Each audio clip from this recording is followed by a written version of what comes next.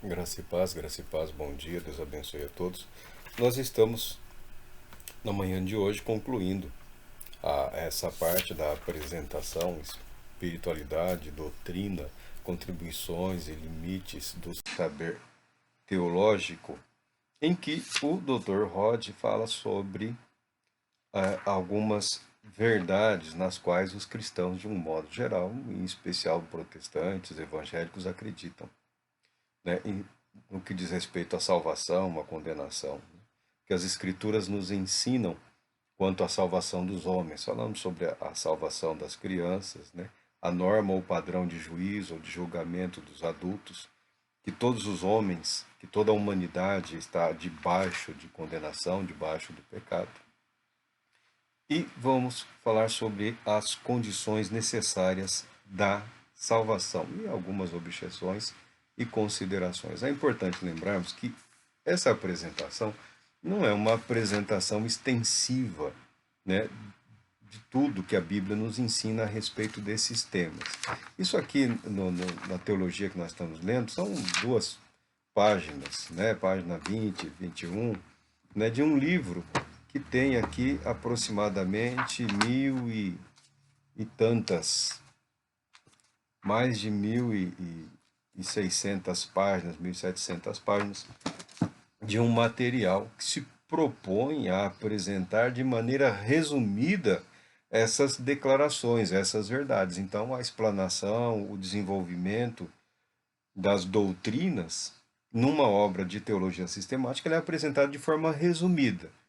1.000, 2.000 páginas, 600, 800, ainda assim são um resumo, né? São um resumo. O que é interessante para nós? Que as obras de teologia sistemática, elas são apresentadas por seus autores de uma forma resumida, porque ela é feita, via de regra, após uma vida, né? 15, 20, 30 anos pregando, ensinando, né? Período em que o conhecimento vai amadurecendo, passa a fazer parte da vida, dos valores, do caráter do indivíduo. Ao passo que ao longo dessa vida, principalmente numa faixa etária já mais lá para a frente, essas pessoas apresentam de forma resumida tudo aquilo que ensinaram, que aprenderam, que desenvolveram ao longo de suas vidas. A maior contribuição dessas obras é essa, elas não são necessariamente apresentações extensas de verdades ou de doutrinas. Não, elas são resultado de uma vida proclamando uma fé e defendendo uma fé e procurando viver uma fé.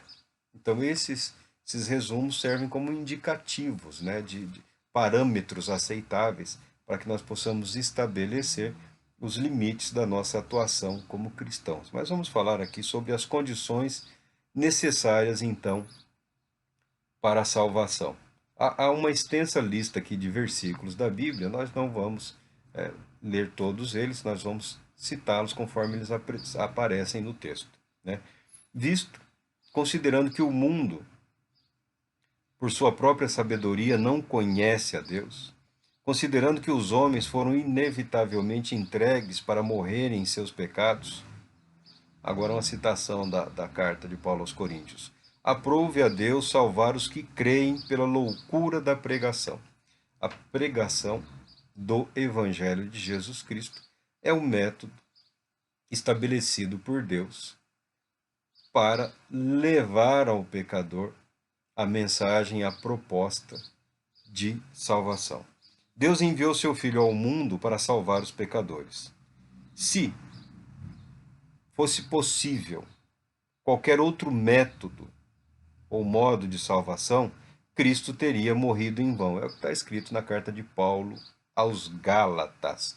Algumas pessoas, ao entrarem em contato com a verdade do Evangelho, com a beleza, né, com o esplendor, com o poder da salvação pela graça, elas são tomadas por uma emoção, por um sentimento, e às vezes por conta de uma mente não devidamente preparada, não devidamente exercitada, ela ao ser inundada por todo aquele amor, por toda aquela graça, tem a tendência de achar que Deus vai salvar toda a humanidade. Deus é bastante criterioso no que diz respeito à execução das leis que ele próprio criou e estabeleceu. Nós não devemos confundir de maneira nenhuma o nosso estar envolvido pela graça, pela glória amorosa de Deus, pelo mover do Espírito Santo nos conduzindo a uma consciência de filiação ao Deus eterno. Não devemos confundir o que está ocorrendo na vida, na mente daquele que crê que está sendo dominado por esse poder amoroso com o agir de Deus de um modo geral. É importante que, para que o pecador desfrute da mesma graça, da mesma bênção, ele entre em contato com o mesmo Deus. E a pregação é o método estabelecido, a pregação do Evangelho de Jesus Cristo. Porque, como nós já dissemos, se você se empenhar um pouco, se dedicar um pouco para refletir sobre o significado do, do que é a pregação do Evangelho, você chegará à conclusão comigo e com uma multidão de outras pessoas que a correta pregação do Evangelho é a apresentação do Cristo ressurreto. É um desafio muito grande para o cristão e uma responsabilidade também. Não há, portanto, nenhum outro meio, nenhum outro nome pelo qual os homens podem ser salvos. É o que foi dito em Atos dos Apóstolos. O conhecimento de Cristo e a fé nele são declarados como essenciais à salvação. Tá? O cristão ele tem uma mensagem única, ele tem uma mensagem exclusiva. Ele tem também um senso de prioridade e de urgência.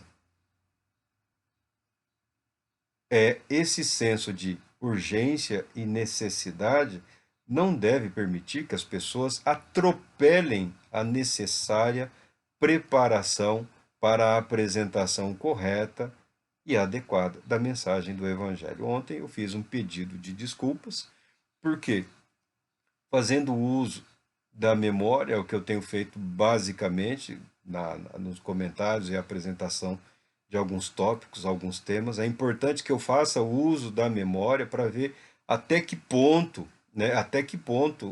a minha memória me conduz, me leva, para que eu possa também direcionar quais materiais eu vou dedicar, os próximos anos estudando, aprendendo, reaprendendo, para verificar de fato o que ficou da verdade, o que ficou do que eu sempre considerei importante, valioso. É importante que eu busque, que eu resgate isso, eu expresse isso da melhor maneira possível.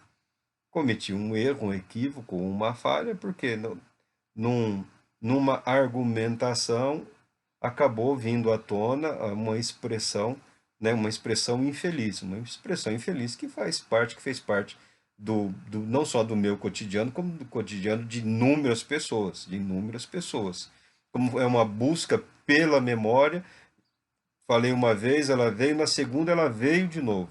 Então é algo que eu preciso corrigir, vai levar algum tempo para que eu consiga sanar isso na minha memória, na minha consciência, no que ficou gravado. Então, algumas coisas ruins eu entendo que ficaram gravadas. Algumas expressões inadequadas ficaram gravadas na minha mente, na minha memória. Mas isso não é só na minha vida, na minha mente, na minha memória. Isso é na vida de todos nós.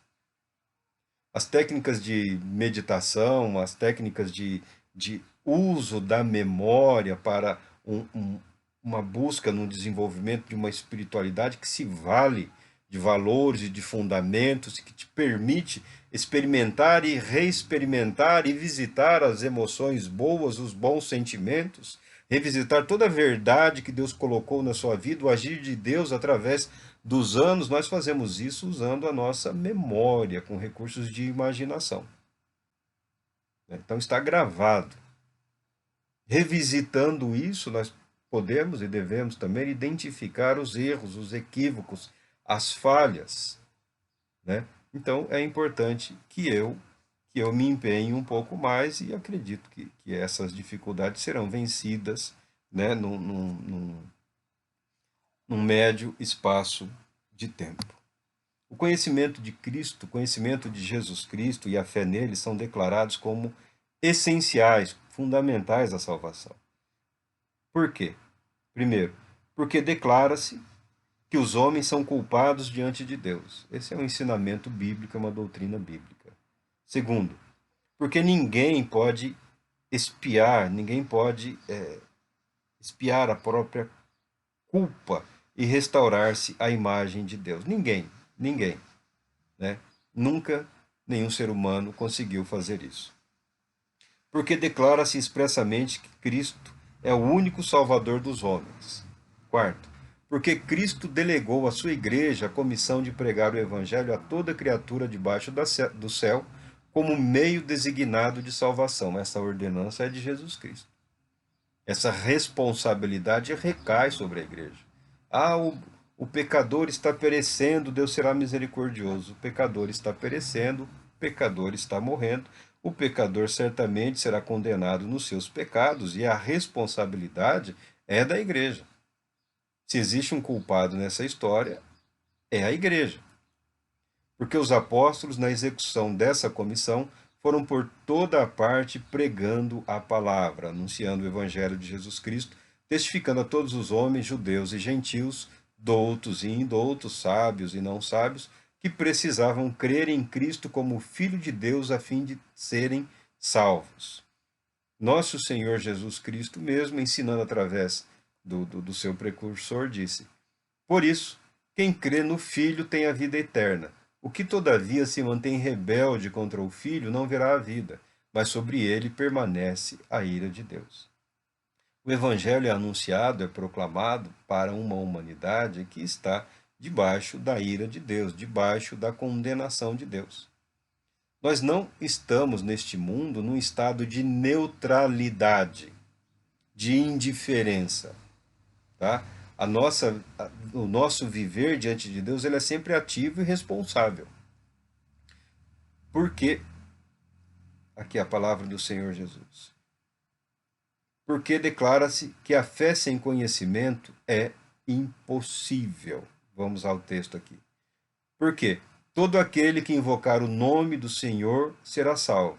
Como, porém, invocarão aquele em quem não creram? E como crerão naquele de quem nada ouviram? E como ouvirão se não há quem pregue? E como pregarão se não forem enviados? Como está escrito: quão formosos são os pés dos que anunciam coisas boas. Outro uso aqui do escritor da carta do apóstolo Paulo aos Romanos, versículos aqui do 13 ao 15, né? Todo aquele que invocar o nome do Senhor será salvo. Todo aquele que invocar o nome do Senhor Jesus Cristo será salvo. Mas como vai invocar se nunca ouviu sequer falar de Jesus Cristo? Portanto, como antes declarado acerca da fé comum do mundo cristão, no que diz respeito aos adultos, não há salvação sem o conhecimento de Jesus Cristo e fé nele depositada. Esse ponto sempre foi considerado a base da obrigação que repousa sobre a igreja, a saber, pregar o evangelho de Jesus Cristo a toda criatura. Essas são palavras do Rod aqui. Pregar o evangelho, a pregação, nós apresentamos de uma maneira diferenciada para que as pessoas possam compreender do modo melhor, de uma maneira melhor. Porque pode dar a impressão que qualquer um pode pregar o evangelho. Porque pode dar a impressão que até mesmo o ímpio pode pregar a Bíblia e pregar o evangelho e surtirá o efeito. Não é bem assim. Não é bem assim. Há uma responsabilização da igreja no que diz respeito à salvação do pecador. A igreja é corresponsável. Porque sabemos que Deus, em seu amor eterno, em seu amor infinito, providenciou a salvação através de Jesus Cristo. Mas responsabilizou a igreja pela proclamação dessa verdade. A igreja olha para trás, olha para Israel, e é fácil recriminar, considerando mais de 2000 anos. Israel fracassou na sua responsabilidade de anunciar a verdade de Deus, ou testemunhar, testificar a verdade de Deus, a mensagem de Deus para a humanidade nos seus dias? Sim. E também não, porque Deus não fracassou. Israel proclamou a mensagem de Deus, a verdade de Deus, o compromisso do único e verdadeiro Deus para com a humanidade, mesmo quando não quis, mesmo quando se rebelou. Porque Deus nunca esteve limitado à boa ou má vontade de quem quer que seja.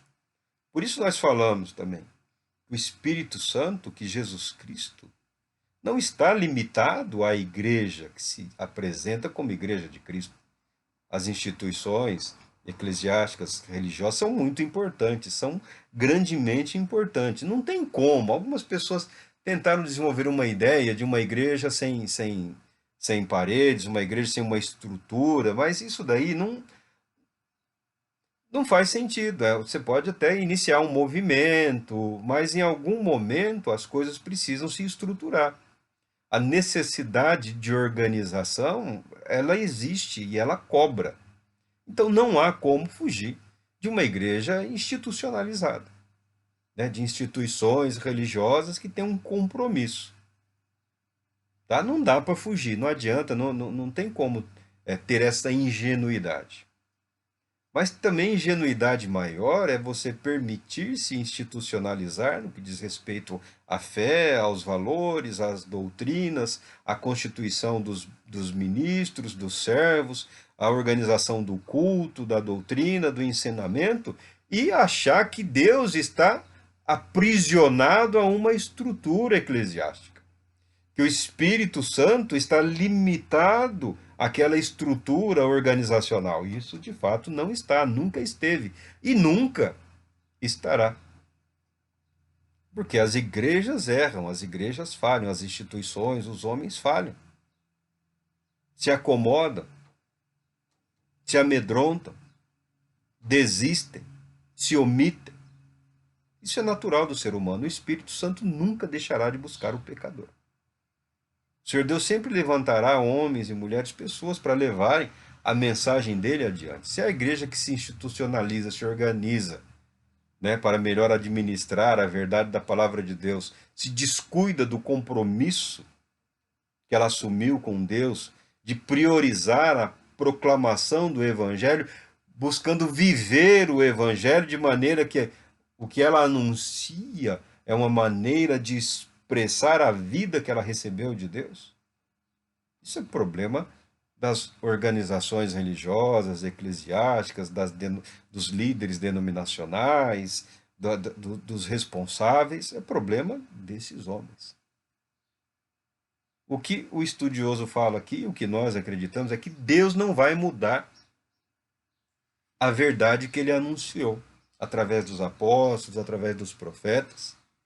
Deus não vai mudar em absolutamente nada o método, o modelo que ele estabeleceu, priorizando para as nossas vidas a proclamação da mensagem de salvação. Algumas pessoas não gostam da mensagem ou da doutrina como formulada aqui por esse teólogo, e não é só ele, muitos outros, né?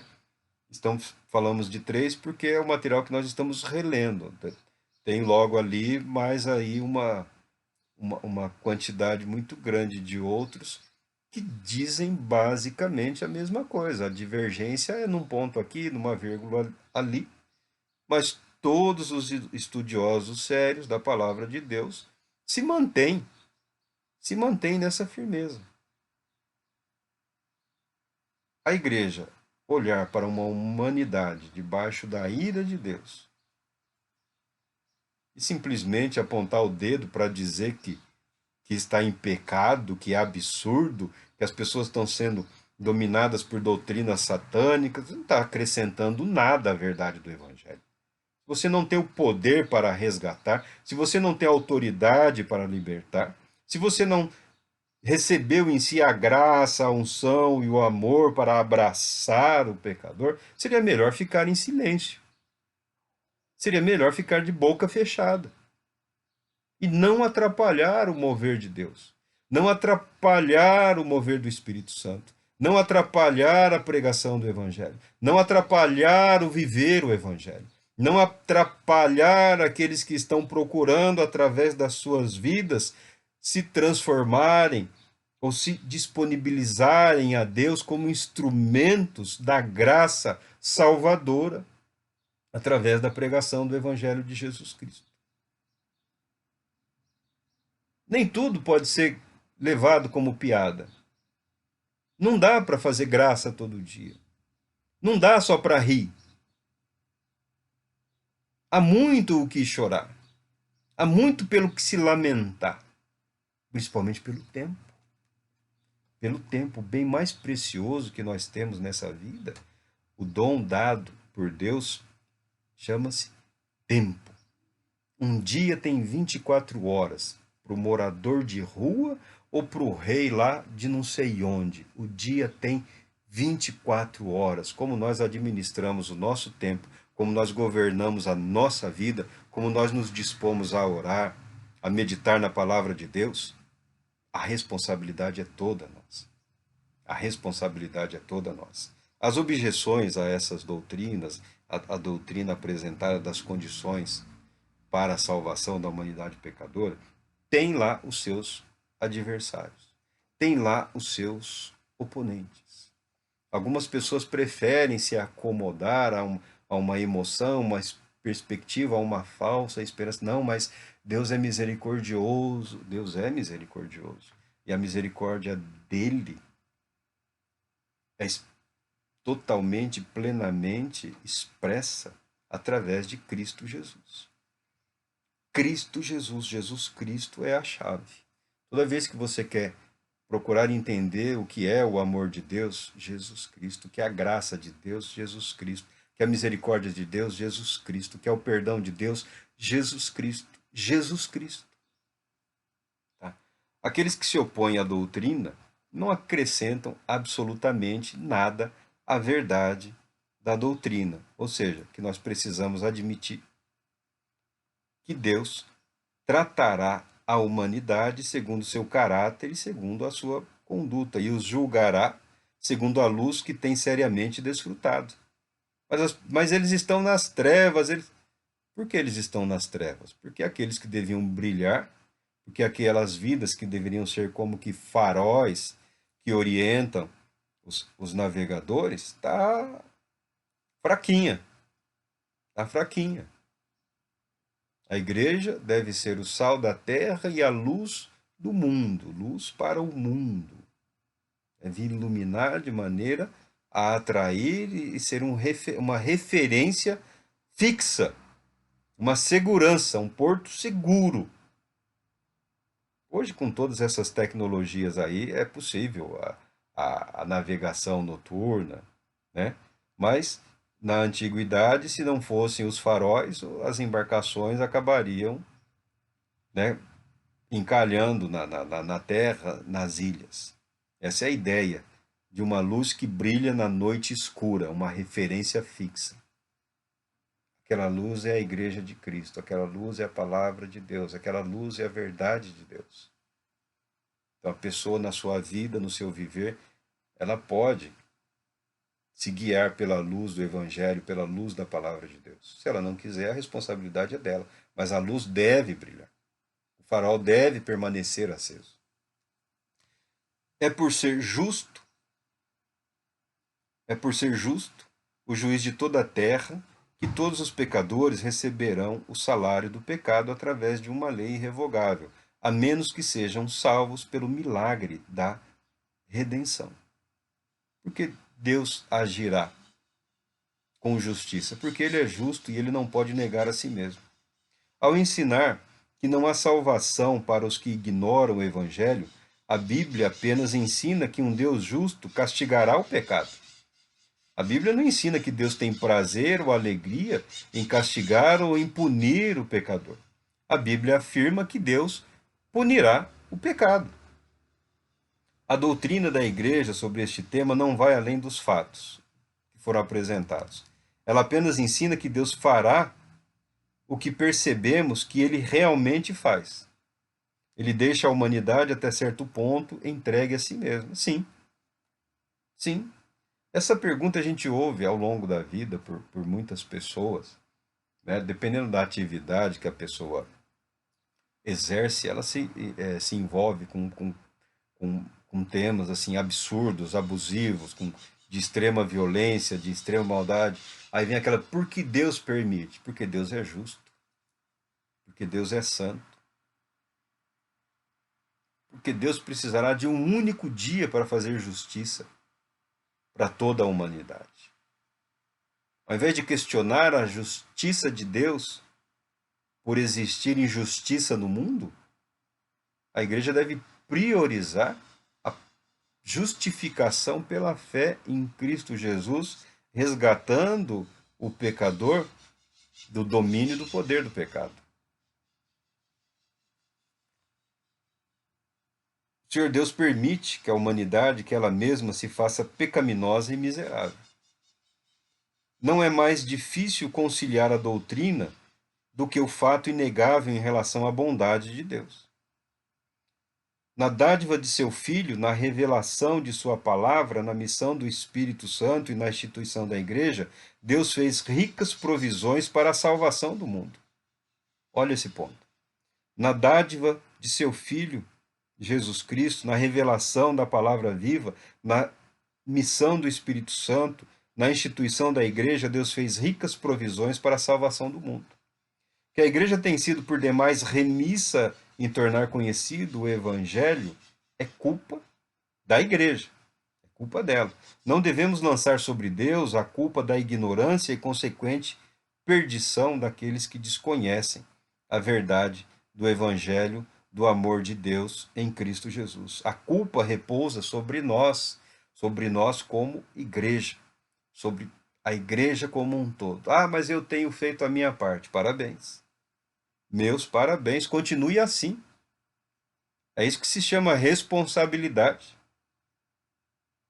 Ah, mas se os líderes não estão, a culpa não é minha. Bom, a culpa é de todos, a culpa é da igreja. Quando tudo vai bem, nós somos igreja de Cristo. Quando as coisas vão mais, não, eu cuido de mim, cada um faz o seu. A doutrina da igreja como um corpo, ela nos une. A derrota de um é a derrota de muitos. O fracasso de um é o fracasso de muitos. A vitória de um é a vitória de muitos. A vitória de muitos é a vitória de todos. Mas não dá para fugir da responsabilidade. Mas eu não sou responsável pela vida do outro. O conceito de irmandade diz exatamente o oposto. Diz que nós somos corresponsáveis, sim, Senhor. Ah, mas eu não tenho como impedir que as pessoas tomem decisões estúpidas. Eu não tenho como impedir que a pessoa se rebele contra Deus, contra a vontade de Deus, contra a verdade de Deus. A melhor pergunta é: nós temos vivido tudo que a palavra de Deus declara que é possível para o cristão viver e experimentar nesse mundo, nessa terra? Se nós não temos vivido, experienciado tudo que a palavra de Deus declara que é possível, então a responsabilidade também é nossa. Também em algum momento algo nós deixamos de fazer ou algo nós fizemos que não agradou a Deus. Vamos à continuidade. Não devemos lançar sobre o Todo-Poderoso a culpa da ignorância e consequente perdição dos pagãos. A culpa repousa sobre nós. Temos guardado para nós mesmos o pão da vida e permitido que as nações pereçam. A arrogância, o orgulho, a preguiça, a assídia. Nós entramos num tema, é um material que eu li, esqueci o nome do autor, é uma edição católica, mas o texto ele é fantástico, é um texto extraordinário sobre assídia. Assídia, o que é assídia? É preguiça. Mas que preguiça é essa? É a preguiça do cansaço? Não, é a da acomodação, a do relaxo, né? da depressão. Ah, eu estou neste vale da sombra da morte. Mas a morte não te alcançou, você continua vivo. Ah, eu não consigo mais correr. Então caminhe. A vida com Cristo é uma caminhada. Você saiu correndo numa disparada porque você quis. Você se cansou, se abateu, está estatelado aí no chão e os que vieram caminhando já estão passando adiante. De que valeu a pressa? De que valeu o descaso e o descuido com o devido estudo da doutrina, com a devida apreensão da verdade, com a busca constante pela verdade, com o espírito de humildade, de aceitação de que se alguma verdade existe, é possível e é certamente possível e é 100% possível que outras pessoas tenham avançado mais do que eu na compreensão daquelas verdades. Qual o problema de aprender com quem tem para ensinar? Não, mas aqui é do nosso jeito. O nosso jeito, em muitas ocasiões, pode se tornar um jeito nada cristão. Um jeito nada cristão. Marcos, você tem sido muito duro com os cristãos, você tem sido muito duro com a igreja de Deus. Eu não. Eu sei que os cristãos aguentam. Eu sei que os cristãos suportam. Eu sei que a igreja de Deus triunfará. Eu sei que a igreja de Deus ela é forte. Eu sei que a igreja de Deus não se deixa dominar por mágoas, nem por ressentimentos. Eu sei que a igreja de Deus, ela busca conscientemente e constantemente a direção, a orientação, a unção e a graça do Espírito de Deus. Eu poderia estar me valendo de alguns recursos aí, de atacar esse grupo, aquele grupo, esse comportamento ou aquele comportamento, né, um recurso de oratória, por assim dizer, né, uma maneira de estabelecer uma posição e chamar, garantir que sou cristão, condenando isto, aquilo ou aquilo outro, quando nós sabemos que o espírito do erro que atua nos filhos da desobediência, ele já invadiu a igreja há muito tempo. O espírito do erro tem atuado na igreja, no mundo todo, através da história, desvirtuando aos poucos o amor pela verdade. É isso que me preocupa basicamente, é isso. A igreja tem perdido o amor pela verdade, o compromisso com a verdade, a necessidade de viver a verdade, de encarnar a verdade. Porque quando você se entrega a exercícios de retórica, a debates, a apresentações, não acrescenta absolutamente nada. É só uma maneira de chamar a atenção. Ah, Deus não age mais desta maneira. Eu me lembro muito bem quando alguns começaram tentando introduzir comportamentos novos, ou atitudes novas, ou novas ministrações, dizendo que o Espírito Santo não está limitado ou condicionado aos dons conforme estão descritos na Bíblia. Eu também acredito nisso. Mas tudo que está mencionado e descrito na palavra de Deus nos serve como referência, nos serve como um padrão para analisar e para julgar as realizações, as operações, as ministrações que ocorrem, atribuídas ao agir do Espírito Santo. Quando você foge ao padrão estabelecido pela palavra de Deus, a chance de você cair nas mãos do enganador, do chamado espírito do erro, são muito grandes.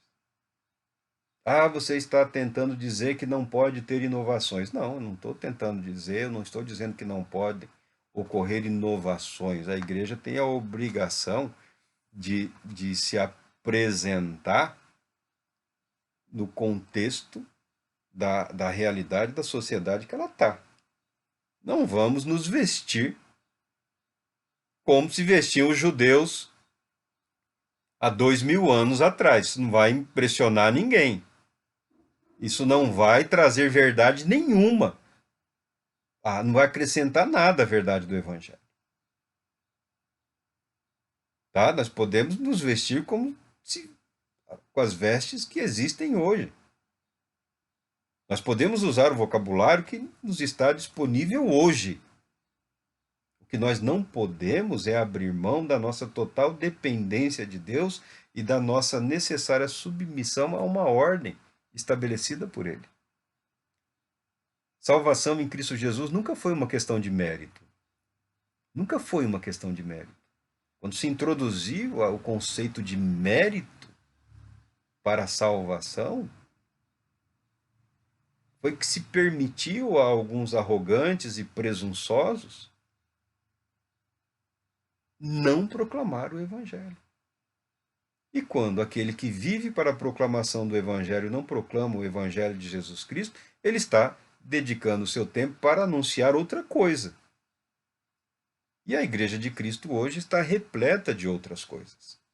A Igreja de Cristo hoje depende muito de autoridade e de poder que não provém do Espírito Santo. Não provém do Espírito Santo, não tem sua origem. Muita coisa que tem acontecido aí não tem a origem no Espírito Santo. Não são dirigidos, não são orientados, não fazem sentido para a fé cristã. Algumas são até abomináveis. Algumas são até abomináveis. Por quê? Porque a igreja não deu o devido cuidado à palavra de Deus. A igreja não deu o devido cuidado com as doutrinas bíblicas, com o ensinamento da palavra de Deus. É claro que pode haver debates. É claro que deve haver conflitos. É claro que o confronto, algumas vezes, ele é necessário para que a verdade prevaleça, para que a verdade se estabeleça. Então, mas nós somos contra isso, aquilo outro. Há uma narrativa hoje no Brasil, há uma narrativa hoje nas igrejas cristãs, há uma narrativa nas igrejas evangélicas. É uma narrativa, é parte de um discurso nazista. É só isso que eu estou falando, é só isso que eu tenho dito. E isso eu considero inaceitável. Isso eu considero inaceitável que um ministro do Evangelho, que um pregador do Evangelho, tenha parte da sua narrativa, parte da sua pregação extraída de uma corrupção da verdade que prevaleceu durante um certo período da história e que não é desconhecido de ninguém. Não é desconhecido de ninguém. A igreja não é a justiça de Deus. A igreja não é a manifestação da ira de Deus. A igreja não é o reino de Deus. A igreja nunca foi o reino de Deus. A igreja é uma agência do reino de Deus, a igreja é uma agência do reino. A igreja é a proclamadora do reino e a portadora de antecipadas bênçãos do reino eterno. Se não tem essas bênçãos para apresentar, para distribuir ou redistribuir gratuitamente, a igreja deve repensar o que ela de fato é. Abandonar a gritaria, o pulo, o chilique, falando de um poder que nunca se manifesta, de um milagre que nunca acontece. Onde está o erro? O Espírito Santo mudou? Não mudou. A palavra de Deus mudou? Não mudou. O que mudou? A acomodação. Por um lado a preguiça, por outro lado a pressa. Nós devemos repensar o nosso papel em Cristo. O que nós precisamos repensar é como está a nossa vida em Cristo Jesus.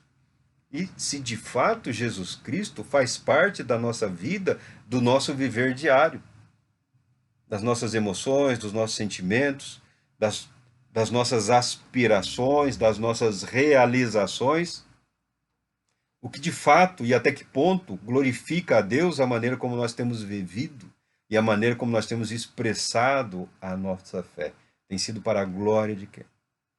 Dizer que é para o reino de Deus, em prol do reino de Deus, não é um acréscimo, porque essa é uma responsabilidade, é uma imposição que recai sobre a igreja. Está fazendo favor nenhum para Deus. Deus não precisa de favor humano. Então, esse é um ponto que nós temos procurado deixar bastante claro, de forma bastante objetiva, porque a Igreja de Deus não pode cometer o mesmo erro que ela já cometeu no passado. Você vê uma Europa que tem uma aversão ao Evangelho, tem uma grande aversão ao cristianismo. Não são os islâmicos que estão fazendo isso, não. Eles são os filhos, netos, bisnetos de cristãos, porque num determinado momento da história a igreja se calou. A igreja ficou covardemente silenciada, esperando para ver qual seria o lado vencedor.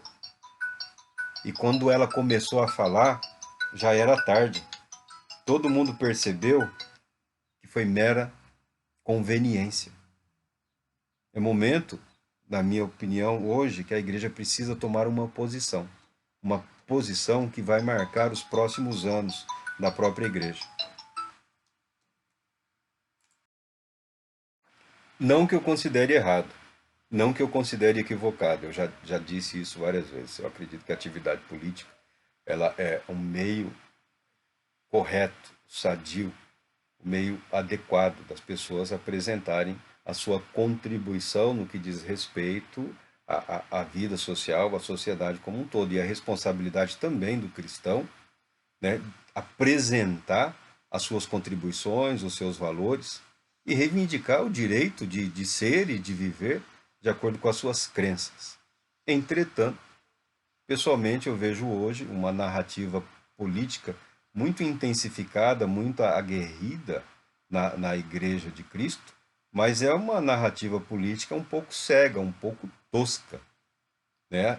Na minha opinião, apresentada de maneira a que pode levar muitas pessoas a acreditarem que o poder político é aquele que governa a igreja, aquele que domina, é aquele que expressa a igreja como igreja. Não, de maneira nenhuma. Eu nunca vou aceitar isso, eu nunca vou pensar nisso.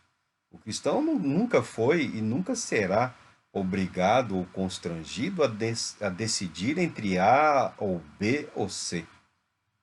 Porque a nossa decisão, a decisão do cristão, já foi tomada no início. A nossa decisão, a nossa opção é Jesus Cristo. Jesus Cristo é a nossa prioridade. Jesus Cristo é o nosso Senhor. Jesus Cristo é o nosso principal valor. O primeiro momento em que eu vi apresentar, o Brasil teve vários candidatos evangélicos, né?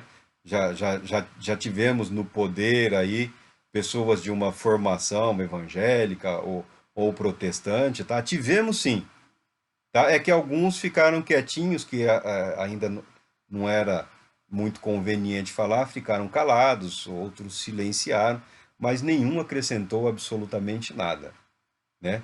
A primeira vez que eu vi um ministro a quem nós podemos chamar de falso profeta, né, declarar em nome de Deus que a pessoa tal será eleita presidente da República porque Deus me falou, me revelou, né? Eu fiquei assim, observando, olhando e esperei, não chegou nem perto, errou feio, errou feio. O que eu tenho a ver com o ministro ou o pastor que fez uma profecia que não se concretizou? Eu não tenho muito a ver com a vida de ninguém, mas eu tenho tudo a ver com o que diz respeito à fé em Cristo Jesus. Então é possível manipular a fé, as mentes e os corações dos cristãos com um propósito eleitoreiro? Com um propósito temporário? Com um propósito mundano? Eu creio que não. Eu creio que não. Eu tenho certeza que não. Por isso nós nos propomos, né, a apresentar esse material, a iniciar a divulgação desse material, né? Já era algo que tínhamos em mente há muito tempo e aproveitamos agora o início da aposentação para expressarmos um pouco do que acumulamos aí ao longo dos anos. Há muito que melhorar, né? Há muito a ser aprimorado e confiamos na graça de Deus de que poderemos apresentar de uma maneira saudável e equilibrada um conceito de espiritualidade cristã, um conceito de espiritualidade integral, que não seja uma renúncia às aos direitos, aos valores, às responsabilidades da igreja, mas que também não permitam um abuso das prerrogativas da igreja. Deus te abençoe, Deus te conceda a paz, Deus te ilumine e te conceda graça e alegria renovadas. Deus te abençoe.